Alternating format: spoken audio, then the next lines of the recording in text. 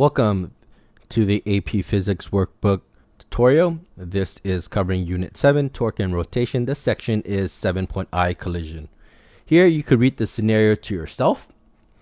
From the scenario, you should get this information. Case A, the rod is fixed to the floor, therefore it won't slide back. It's like hitting a wall. The R that it's hitting is equal to 0 because it's directly in the middle. Case B, it will slide back, and R is non-zero because now it's hitting it at a corner away from the center.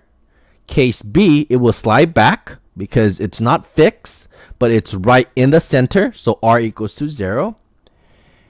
And case D, it's like hitting a wall because it's fixed to the ground, and it's hitting it to the corner, so R, which is the distance from the center, is non-zero. That is important because it's going to lead us to our first part.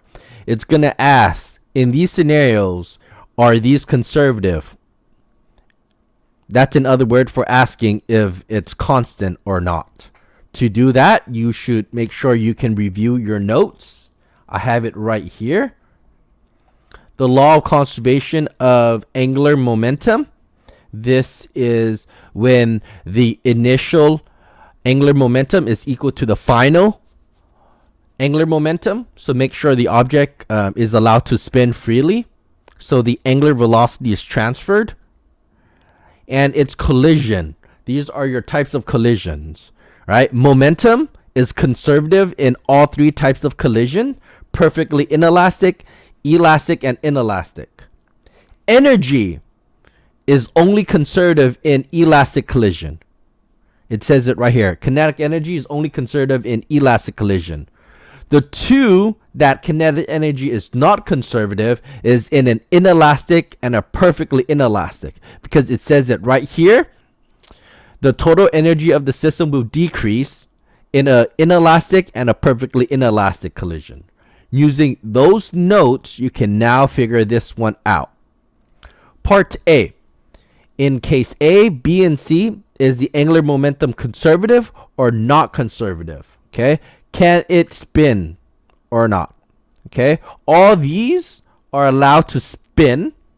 Therefore, they all have a conservative angular momentum.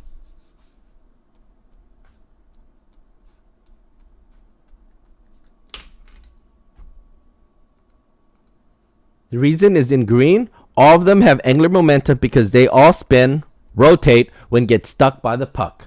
Next, you want to look at its linear momentum. The linear momentum in this scenario is only for, oops, sorry, this should be check marks. So put a check mark. It asks for a check mark. So these should all be check marks. Check mark, check mark, check mark, check mark. Because they all have angular momentum because they all spin, rotate when get stuck by the puck. Next, which one has linear momentum? We will say angle B and C has linear momentum. The reason for that is linear momentum is constant or conservative when the velocity is transferred from one momentum to the other. When the puck hits the rod, they won't move back. It is like hitting the wall.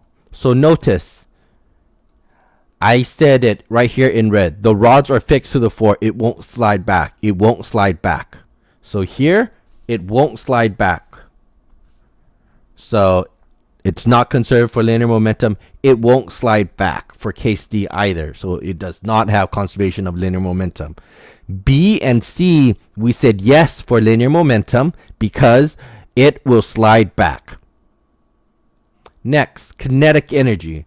We know kinetic energy is conservation of energy. And we saw that if the two objects sticks together after the collision, we would say that it is perfectly inelastic. It is only conservative for momentum. The kinetic energy is lost when they get stuck together in the collision. Therefore, in this scenario, we would say it is not conservative for none of them.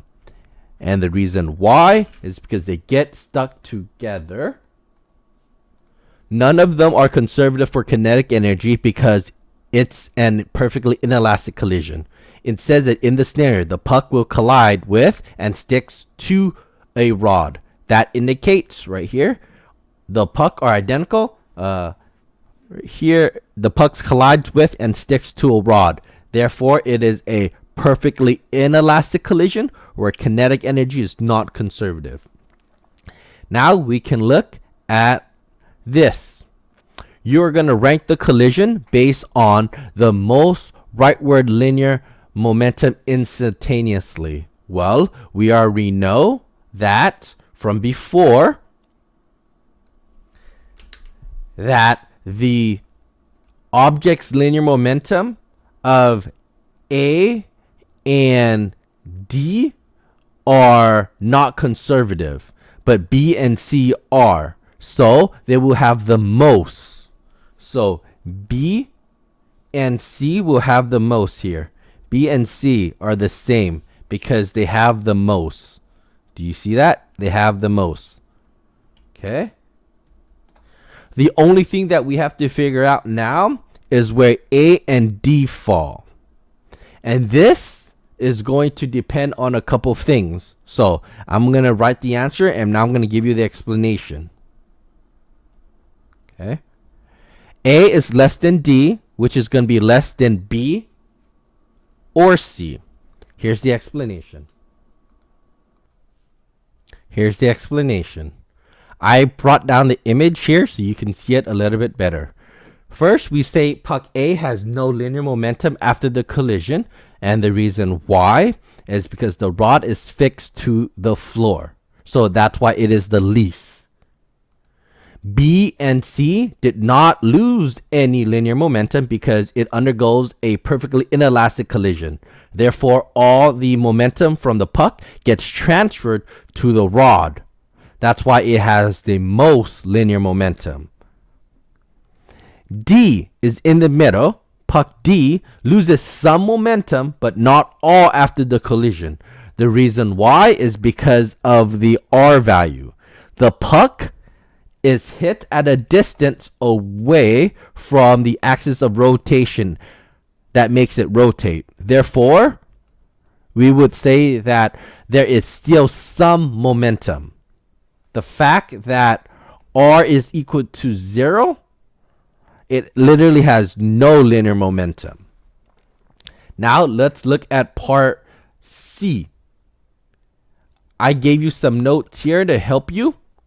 Part C asks, you are going to rank based on the angular momentum now. Before we were ranking the linear momentum, now we're going to rank the angular momentum.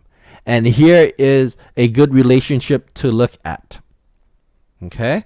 We saw that angular momentum can be seen as torque times delta T.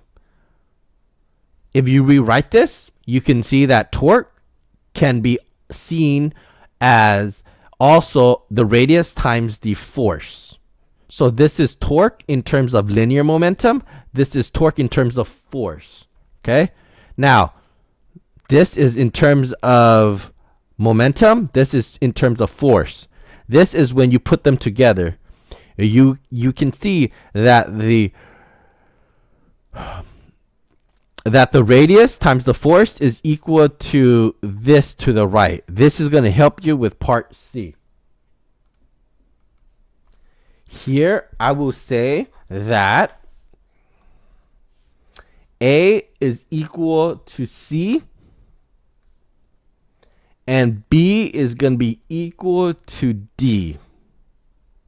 And this is going to be less. Now, let me show you mathematically why. Okay? Look at the R values. So case D,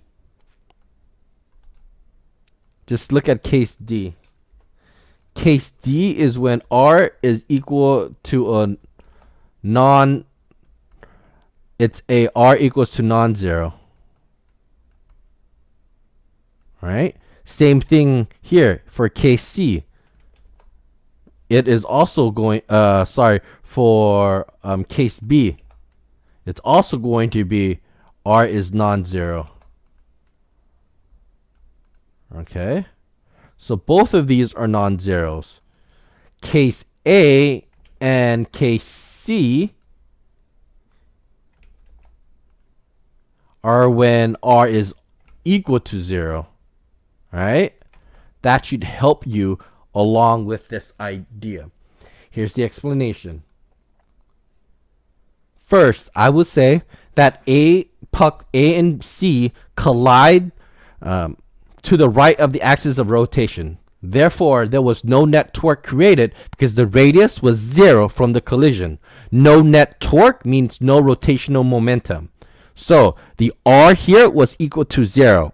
Therefore, this goes completely to 0.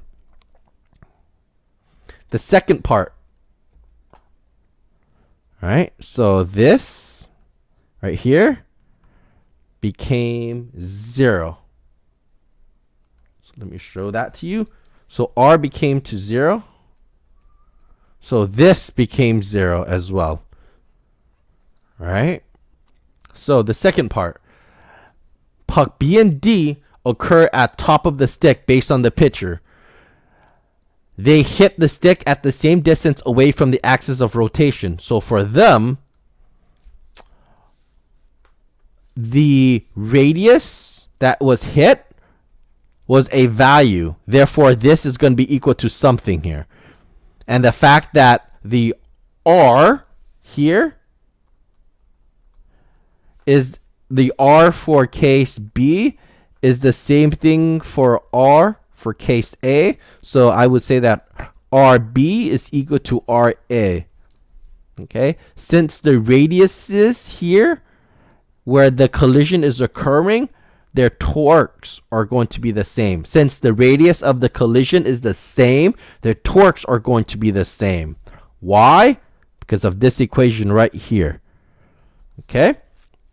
Therefore, their rotational momentum is going to be the same. Puck B and puck D will have the same torque because their distance value from the axis of rotation is the same. They will have the same force applied due to having the same mass and the same acceleration.